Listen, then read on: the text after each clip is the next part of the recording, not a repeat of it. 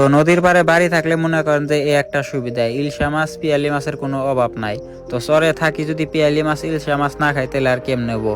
তা আজকে ভাবছি খালি ইলশা চারটা বাজুমো, তার কারণে একলা মানুষ পিয়ালি কটা খালি আমরা জাল দিয়ে খেয়ে দেবো। ইলশা চারটা মনে করেন যে আজকে বাজুমো। তো ব্লগটা একদম বেহানা সকাল থেকে আরম্ভ করি। বেহানা সকালে বরে করে আব্বার নাঙ্গল মার্কা গাড়িটা নিয়ে আমি যাবেন নিচ্ছি একটু ঘাট পারে। তার কারণে আজকে শনিবার আঙ্গ চরে সব মানুষই মনে করেন যে আজকে বাজারে যাবো।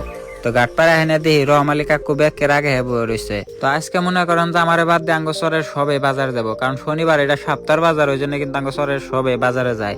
তো হেনে দেখি নাও আদাটি গেছে গা আর আদাটি আছে, আর এটাও কিন্তু বুঝার কাম শেষ, এটাও মনে করেন যে এখন যাবো গা। তো ঘাটপাড়া থেকে তারপরে এখন যাবেন নিশ্চিত আঙ্গ চরের পূব মাথায়। তার কারণে আঙ্গ চরটা ভাবছি আজকে আপনাকে সবের ঘুরে ঘুরে দেখামো। তো যাই আঙ্গ সারাটা চর আজকে আপনাকে দেখামো। তাহানে দিয়ে এসে দেখ ভাই হুইনা চকের মধ্যে পুডল খেত করে দিয়ে দিছে, আর পুডল গুনে কিন্তু অলরেডি ধরছে। মনে করেন যে আর 1 সপ্তাহ 10 দিন পরে থেকে কিন্তু এই ভাই পুডল গুনে বাজারে নিয়ে যাবো। তো আমার মন থেকে আঙ্গ চরের মধ্যে এই বাইরি বান পুডল সব থেকে আগে আইলো। তো আবার নাঙ্গল মার্কা গাড়িটা মনে করেন আজকে ডাইরেক্ট ব্রহ্মপুত্র নদীর মধ্যে সেদে নিয়ে যাম। তো নদীতেও কিন্তু কথা কয়, আপনারা যদি নদীর পাড়ে আহেন, নদীর পাড়ে আহেন যদি নীরবে বয়ে থাকেন বা নীরবে খাড়িয়ে থাকেন, তাহলে কিন্তু একটা ও বস্তু অনুভব করা হারবেন যে নদীতে না জানি আপনার লগে কথা কইতেছে। তো ওই জন্য আজকে আমি নদীর পাড়ে এলাম, তার মানে মনটা বেশি ভালো না, ওই জন্য নদীর পাড়ে বয়ে থেকে এক ধর জিরিয়া যায়, মনটা একটু হালকা করে নিয়ে যায়। তো আবার হেলিকপ্টারটা বড় 5 মিনিট ল্যান্ড করে থিয়ে দিছি। তো এই নদী মনে করেন যে কতজনের বিড়া মাটি নিয়ে এরকম করে চুপচাপ বয়ে রয়েছে, মনে হইতেছে না যে এই নদী এরকম কাম গুনা করছে। মানে কিছু মানে এত ডক ডক বস্তি বাড়ি গুনা এই নদীতে মনে করেন একদম মিশা রয়েছে, কোনো চিনচাবি নাই গায়ে কিনার, একদম সাইড মরে খালি বালুর চর আর বালুর চর। তো বড় করে আবার গাড়ি বলে থিয়ে দিছি, ভাবছি একটু ধুয়ে নিয়ে যাম। তো পানির পারে বন কোনবা এক মহারাজা আকবার নিগাই চালা হ্যাঁ এরকম করে মাথার টুপিটা থিয়ে গেছে, মনে করেন যে সোনার মুকুট থেকে গেছে। তো এই যে দেন সাইড মধ্যে কিন্তু সোনা লাগি না। তো যাই হোক, এটা যদি হাসাই সোনার হইতো তাহলে কিন্তু আজকে আমি মালদার হয়ে যেতাম গা। মনে করেন যে আজকে আর আমার চরে থাকুন লাগতো না, একদম কালকে এটা বেচে মনে করেন একটা হেলিকপ্টার কিনে আব্বারে দিয়ে দিতাম, আর আবার হেলিকপ্টারটা আমি নিজে করে নিয়ে নিতাম।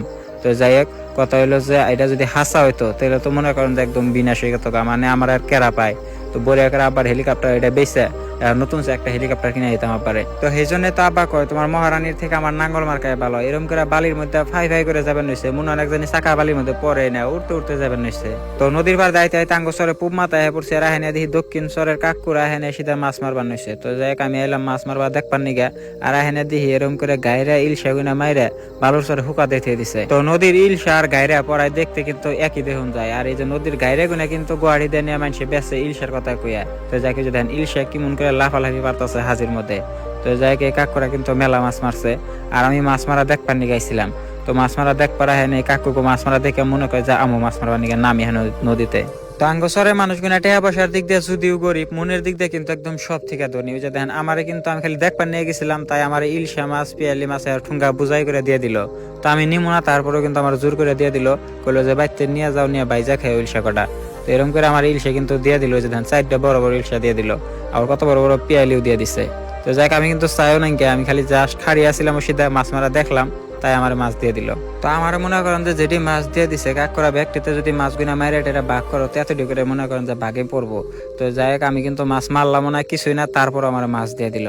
তাহানি যে রাস্তাতে মনে করতে সিধা ওই যে বাস সবজি দেখুন দেয় সিধা জান রাখবো, কারণ সিধা হইল আঙ্গ বাড়ি। তো শহরে বাড়ি থাকলে মনে করেন যে একটা সুবিধা যে নদীর একদম টাটকা টাটকা মাছ খান যায়। যে তাজা ইলশা মাছ নিয়ে এলাম, আর এখন কুটপান হয়েছি মনে করেন দেখলাম মানুষ 4টা ইলশা আমি কেমনে করে খাম তাই ভাবতাছি। তো ইলশা কটা কুইটা তারপরে পিয়ালি কুটপান হয়েছি, ভাবছি ইলশা 4টা বাসুম আর পিয়ালি কটা চরচরা বানাম।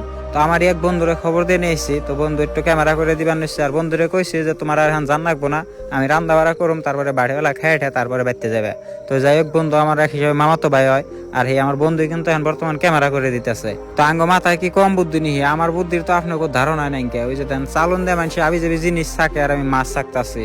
তো যাই থালিতে যদি দুবার খেতাম দেরি হইতো, ওই জন্য বুদ্ধি করে আমি চালনের মধ্যে দুবার নিচ্ছি। তো আব্বা মা অম্বুরে বাইতে থাকলো, আর আমি সরে একলাই। আব্বা মা অম্বুরে থাকলে কিন্তু ভালো হইতো। বাইরে আজকের ব্লগটা এই পর্যন্তই শেষ।